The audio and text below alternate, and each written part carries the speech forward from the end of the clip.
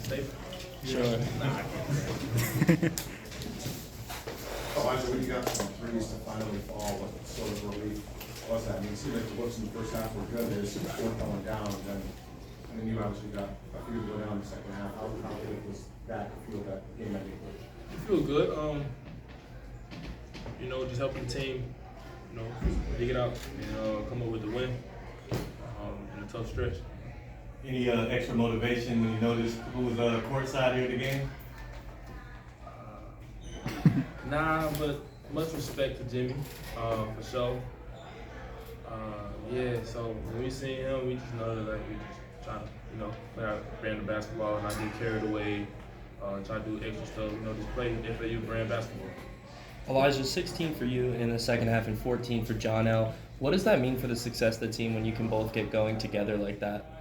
It just means we're unstoppable because, the offense is fuel defense, and we trying to get to where our defense fuel our offense. So it just shows us that we're unstoppable when both of us clicking, Vlad clicking, Nick clicking, Janelle, BJ. We're going to need it from everybody, Alijah, with Giancarlo out for a couple weeks, you kind of knew that some other guys were going to have to step up in his void. So how would you kind of evaluate guys like Trey Carroll, how they played tonight with Giancarlo out? Yeah, Trey stepped up. He's been stepping up the past games. He's been playing very well for us. When we look down the roster, we got other guys that's ready. We got Brandon ready, Isaiah ready. This staff here, we do a great job of making sure everybody's ready when their name calls. You guys were down by 11 at halftime. What was the talk in the locker room? Obviously, something clicked when you guys came out in the second half. For sure, we was saying that we need to strike first, pick up our intensity, and just guard the ball better, Alijah, at pretty much every juncture through the first 2/3 of the game or so, at time I said checking, you guys are pretty much leading every single statistic except for shooting.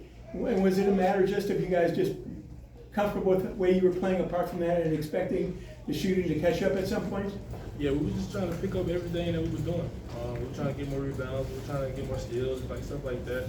We knew going into the second half we wasn't going to shoot terribly again, so we just put the trust in our work and dig it out.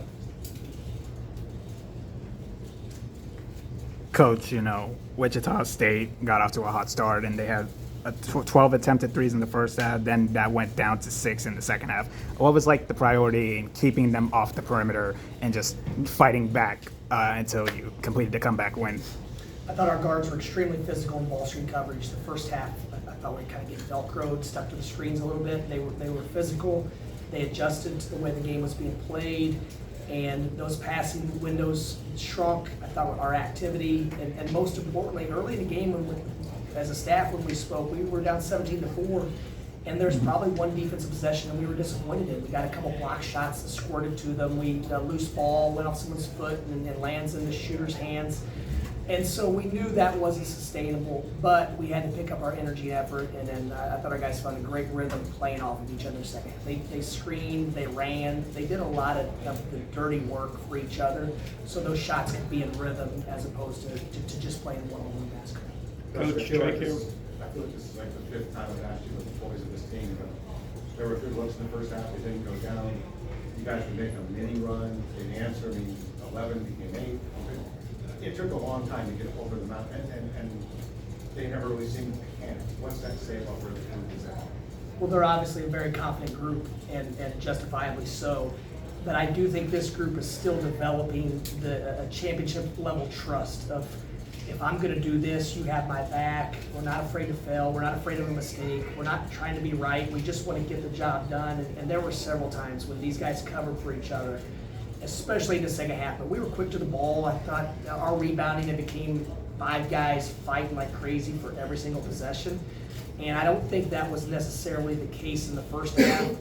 And sometimes when you're shooting so poorly, that's just how human nature works. And we've got to be able to overcome that. So when the shots aren't going in, then we've got to find ways to be even grittier on the other side of the floor.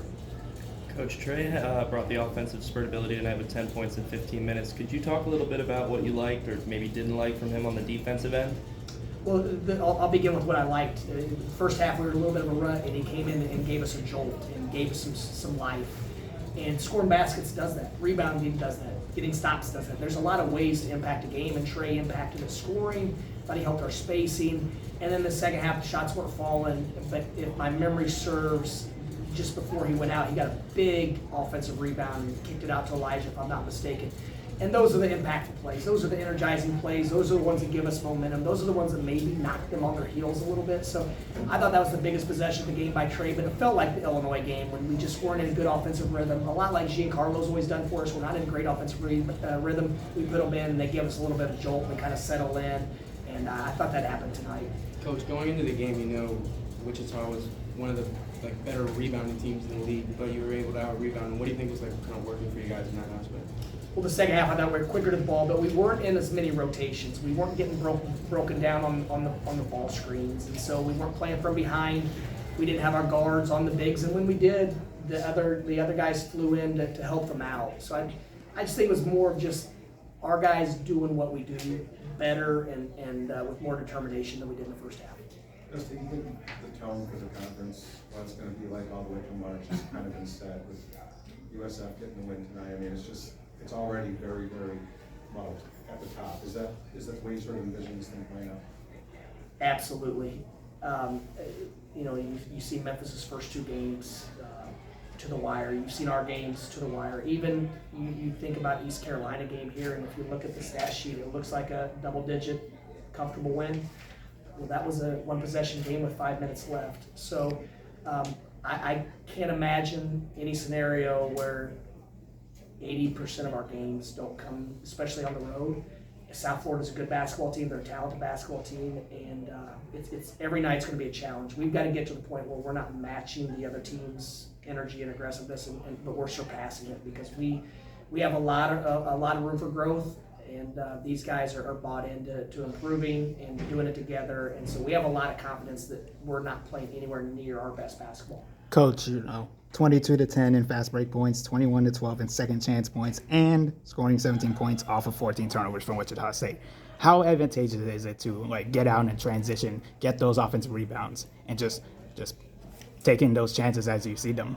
Well, we have guys that are extremely difficult to guard in space, and a couple of them are in here right now. And so if we can rebound the ball, separate, and pitch ahead and let these guys play 2-on-2, 3-on-3 versus 5-on-5, we are a much, much better offensive team.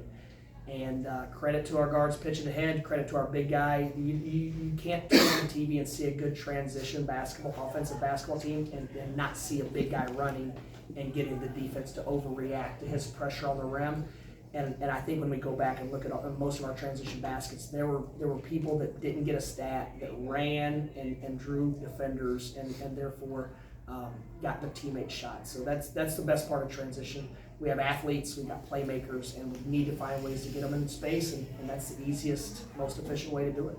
Coach, when did you know that Jimmy Butler was going to be at the game, and you know how that got put together? I'd heard a few weeks ago through an acquaintance of his that he was going to come to the game. We didn't know he didn't know for sure where he was going to sit or anything like that, but he wanted to come check out a game.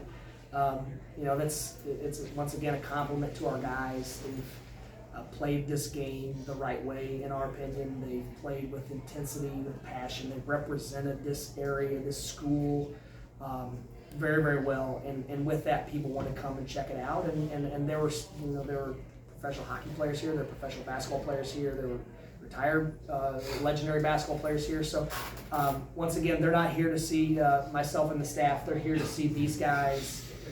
And as long as we keep improving, that will hopefully remain. With with this momentum going your way, how important will it be to keep that going heading into Sunday against a UTSA team looking for their own momentum? It'll be very important. I mean, and I don't want to talk about other teams, but I went to the standings the other day and I saw Wichita State and Tulsa were 0-4. And I was like, man, those are two really good basketball teams, and their records are gonna look a lot different. Sometimes it's the road versus the home, a bad break here, bad break there. As far as building momentum and all that other stuff, we have to get a lot better. And going on the road, as we know, is very, very difficult. UAB beat UTSA on a buzzer beater. They lost on a few tough calls in another game. So we know how challenging it's going to be against UTSA, and then Rice rarely loses at home. And so our work's cut out for us, but we're not looking too far in the future. We've got to find a way to get to +2 on the road. Right now, we're 1-1. We've got a +1. We're trying to get to +2. Thank you, Coach. Thank you, Elijah. Thank you, guys. Thank you, guys.